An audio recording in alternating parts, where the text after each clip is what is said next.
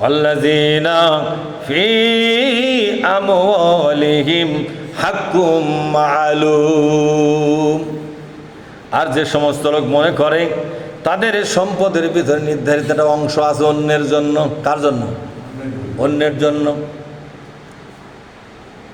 আর একটা সূরার মধ্যে আল্লাহ বলেছেন, ওয়াফি আমওয়ালিহিম হাক্কুল লিসাইলি ওয়াল মাহরুম। সব মানুষের সম্পদের ভিতরে বঞ্চিত এবং সাহায্য প্রার্থীদের জন্য কিছু অংশ আমি গোপনে রেখে দিয়েছি।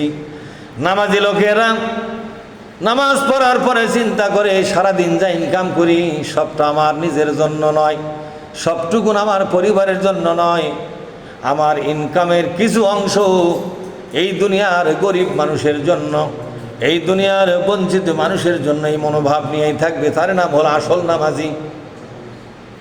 তার নাম কি? আসল নামাজি। আসল নামাজি কারে বলা হয়? যারা মনে করে সম্পদ যা আমাকে আল্লাহ দিয়েছে এই পুরা সম্পদের মালিক আমি নয়, একটা অংশ সম্পদ বঞ্চিত লোকেরা পাবে। যতই আমি ধান আবাদ করি সবগুলো ধান আমার নয়, এটা মনে করা কি সহজ মনে করছেন? সারাদিন 500,000 টাকা কামাই করলাম। নামাজি যারা, আসল নামাজি যারা, তারা মনে করে সারাদিনের ইনকাম এটা আমার শুধু পরিবারের জন্য নয়, আর একটা অভুক্ত পরিবারের জন্য এই সম্পদের কিছু অংশ তারা পাবে। আল্লাহ আমার ইনকামের মধ্যে সেটা দিয়ে রেখেছেন, আমাকে সেটা বের করে দেওয়া লাগবে। নিজে ইনকাম করা টাকা অন্যের জন্য মনে করা এটা বাহাদুর মার্কা লোক ছাড়া সম্ভব নয়, দানবীর ছাড়া সম্ভব নয়, পরোপকারী ব্যক্তি হওয়া ছাড়া এই চিন্তা করা কারো পক্ষে সম্ভব নয়। 1 টাকার 7 পিঠ চাটে যারা, তারা কি এই মনোভাব নিতে পারবে? কথা বলুন। 1 টাকার কয় পিঠ চাটে? হ্যাঁ, এ লোক পারবে না।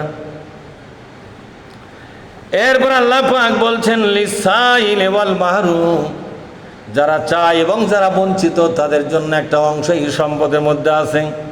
ওয়াল্লাযীনা ইউসাদ্দিকুনা বিয়াউমিদ্দিন, যারা বিশ্বাস করে একদিন পরকাল হবে, এই দুনিয়া আমার একদিন শেষ হবে, এরপর আমার পরকাল হয়ে যাবে।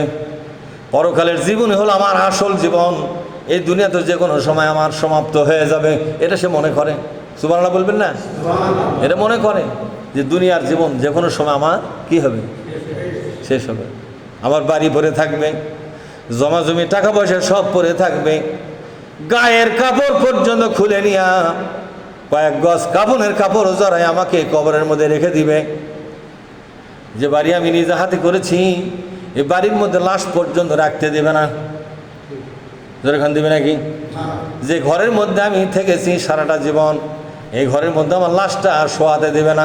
তারা হুড়া করে ঘর থেকে লাশটা বের করে খলার মধ্যে নিয়ে আসবে।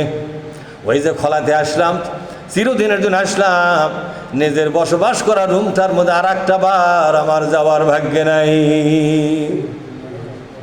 এই হলো দুনিয়া, এই হলো দুনিয়া। এই মনোভাব নিয়েই চলে। আর এই দুনিয়া যে কোনো সময় আমার শেষ হবে, আমার তো পরকালের জীবন শুরু হয়ে যাবে। পরকালের জীবনে আমি কি করব? আম্মা মান খাফা মাকাম রাব্বিহি ওয়া নাহান নাফসা আনিল হাওয়া ফাইন্নাল জান্নাতা হিয়াল মাওয়া। আল্লাহ পাক বলছেন, যারা নাকি আল্লাহর সামনে দাঁড়িয়ে জীবনের সব কথার সব কাজের হিসাব দেওয়া লাগবে, এই দুশ্চিন্তা নিয়ে যারা সব সময় সতর্কতা নিয়ে জীবন যাপন করে, একটাই চিন্তা, আমি যে ভুল করতেছি এই ভুলের জবাবটা আমাকেই দেওয়া লাগবে। অন্যায়ভাবে ইনকাম করতেছি, যারাই খাবে তো খাবে, কিন্তু জবাব দেওয়ার দায়িত্ব কেউ নেবে না আমি ছাড়া।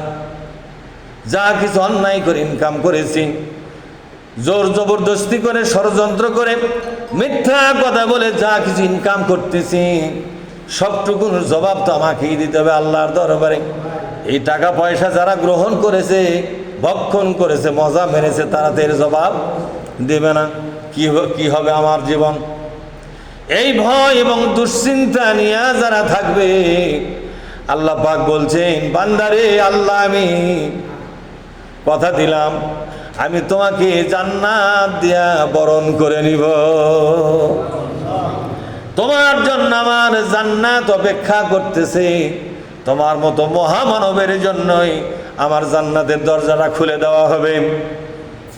ওয়ানাহান নাফসা আনিল হাওয়া, বলেন ওয়ানাহান নাফসা আনিল হাওয়া।